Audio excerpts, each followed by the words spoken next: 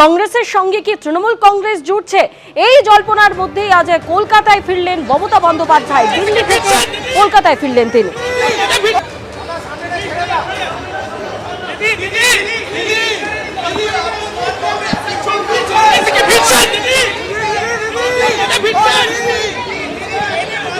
দিদি দিদি কংগ্রেসের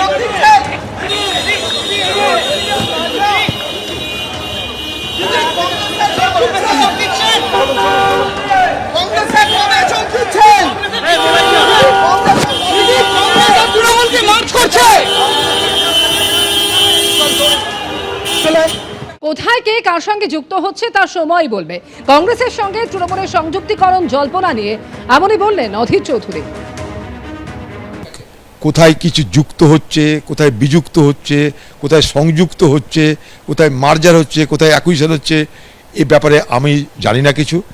যদি কংগ্রেস পার্টি কোনো সিদ্ধান্ত নেয় তাহলে সেটা নিশ্চয়ই সরকারিভাবে জানাবে। এক, কংগ্রেস পার্টি কোনো সিদ্ধান্ত নিলে নিশ্চয়ই পশ্চিমবঙ্গের কংগ্রেসি যারা আছে তাদেরকে নিশ্চয়ই তারা জানিয়ে করবে। এটা গেল দুই। স্বাভাবিকভাবেই যখন যা হবে তখন সেটা বলার জায়গায় আমরা থাকবো। এখন থেকে আন্দাজে ঢিল ছুঁড়ে এটা হতে পারে, সেটা হতে পারে, ওটা হতে পারে, এরকম ফালতু কথা বলতে আমি পারবো না। কোথায় যুক্ত হচ্ছে, বিযুক্ত হচ্ছে, সংযুক্ত হচ্ছে, সময় বলবে। দল ভেঙে চুরমার হয়েছে পরিষদীয় দলের পর সংসদীয় দলেও ভাঙন স্পষ্ট হয়েছে তৃণমূল কংগ্রেসে। আর এবার তৃণমূল কংগ্রেস কি কংগ্রেসের সঙ্গে জুড়তে চলেছে এই প্রশ্ন সামনে আসছে। তার কারণ এরই মধ্যে সোনিয়া গান্ধীর সঙ্গে দুবার বৈঠক করেছেন মমতা বন্দ্যোপাধ্যায় এবং যেটা জানা যাচ্ছে যে তৃণমূলের সংযুক্তিকরণ নিয়ে প্রস্তাব দেওয়া হয়েছে কংগ্রেসের একাংশের তরফে। কঠিন অবস্থায় তৃণমূল জুড়ে যাক কংগ্রেসের সঙ্গে। সহসভাপতির পদ দেওয়া হতে পারে মমতা বন্দ্যোপাধ্যায়কে, জাতীয় সাধারণ সম্পাদকের পদ দেওয়া হতে পারে অভিষেক বন্দ্যোপাধ্যায়কে। এই প্রস্তাব সোনিয়া গান্ধীর পক্ষ থেকে দেওয়া হয়েছে মমতা বন্দ্যোপাধ্যায়কে যে পুরনো দলেই ফিরুন মমতা। কংগ্রেস এবং তৃণমূলের সংযুক্তিকরণ নিয়ে এমনই প্রস্তাব দেওয়া হয়েছে মমতা বন্দ্যোপাধ্যায়কে বলে কংগ্রেসের সূত্র মারফত খবর। যদিও এরকম কোনো প্রস্তাব দেয়নি কংগ্রেস, পাল্টা দাবি করা হয়েছে তৃণমূলের তরফেও।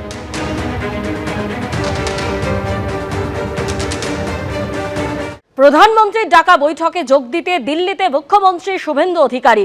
এনডিএর মুখ্যমন্ত্রীদের সঙ্গে বৈঠকে প্রধানমন্ত্রী। দিল্লিতে প্রধানমন্ত্রীর ডাকা বৈঠকে যোগ দিতে মুখ্যমন্ত্রী শুভেন্দু অধিকারী।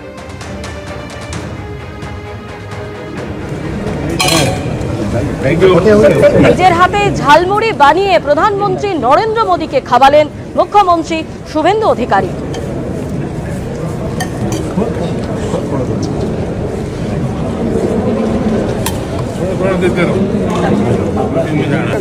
সন্ধ্যে 7টায় জাতির উদ্দেশ্যে ভাষণ দেবেন প্রধানমন্ত্রী নরেন্দ্র মোদী।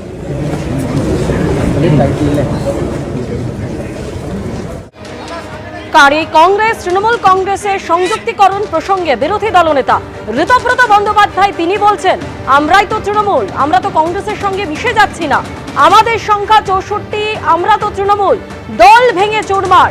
এই নিয়ে আর কি বললেন ঋতব্রত বন্দ্যোপাধ্যায়, শুনুন। এখন আমরা তো এখানে তৃণমূল কংগ্রেস, আমরা তো মিশে যাচ্ছি না, কিন্তু আমরা রয়েছি তো তৃণমূল কংগ্রেস। মানে আমি এখন সংখ্যাটা, এখন এগুলো তো সেপারেট চিঠি করতে হবে, করব। সংখ্যাটা 64 পেরিয়ে গেছে। কালকে বলবো হয়তো 65, কাল যখন সেই এমএলএ আসবেন তখন বলবো 65। স্বাভাবিকভাবে আমরাই তো তৃণমূল, কে কোথায় কার সঙ্গে দেখা করলো আমরা কি বলবো? মিশে যায় কংগ্রেস আর তৃণমূল, তখন কি হবে? আমরা মিশছি না, আমরা কংগ্রেসের সাথে মিশছি না, দায়িত্ব নিয়ে বলতে পারি। আমাদের পরিষদীয় দল, আমরা এবং আমি এমপিদের যাদের সঙ্গে কথা হয়েছে তারাও কংগ্রেসের সঙ্গে মিশছেন না। এটাও আমি তাদেরটা তারা বলবেন, কিন্তু এটা আমি শুনেছি তারাও মিশছেন না। তো সংখ্যাগরিষ্ঠ এমপি কংগ্রেসের সাথে মিশছেন না, সংখ্যাগরিষ্ঠ এমএলএ, সংখ্যাগরিষ্ঠ মানে কি এখন তো সংখ্যাটা উত্তরোত্তর বৃদ্ধি পাবে, তারাও মিশছেন না। এরপরে হচ্ছে জেলা পরিষদও তো বহু জায়গায় তারা যারা আছেন অনেকের সাথে কথা হলো, কেউ মিশছেন না। মিউনিসিপ্যালিটি কেউ মিশবে না। তাহলে কংগ্রেসের সাথে মেশার প্রশ্নটা উঠছে কোথায়? কে ইন্ডিভিজুয়ালি কি করেছেন সে নিয়ে কি বলবো? এখনো পর্যন্ত সংখ্যাটা কত দাঁড়াচ্ছে আপনাদের? 64 অ্যান্ড রানিং। দেখুন, দিল্লিতে রয়েছেন আমাদের সর্বোচ্চ নেত্রী মমতা বন্দ্যোপাধ্যায়। তো এখন ইন্ডিয়া ব্লকের মিটিংয়ের জন্য ইন্ডিয়া ব্লক আরও কি করে শক্তিশালী করা যায় তার জন্য পূর্ব নির্ধারিত বৈঠকে গেছেন এবং তার সঙ্গে ফলো আপে কয়েকটি অত্যন্ত গুরুত্বপূর্ণ বৈঠক চলছে। কিন্তু সেখানে কংগ্রেস নেত্রী সোনিয়া গান্ধীর সঙ্গে মমতা বন্দ্যোপাধ্যায়ের যে বৈঠক হয়েছে সে বিষয়ে কোনো মন্তব্য করব না, কারণ দুজন শীর্ষ নেত্রী বর্তমান পরিস্থিতি নিয়ে আলোচনা করেছেন, ফলে সেখানে আলাদা করে এই মুহূর্তে এখান থেকে কোনো মন্তব্য করার কোনো অবকাশ নেই। না, মমতা ব্যানার্জির সঙ্গে সোনিয়া গান্ধীর বৈঠক, তাতে ভারতীয় জনতা পার্টির কি বলার থাকতে পারে? উনি প্রত্যাখ্যাতা এবং পরিত্যক্তা একটি প্রোডাক্টে পরিণত হয়। এবিপি আনন্দ, এগিয়ে থাকে, এগিয়ে রাখে।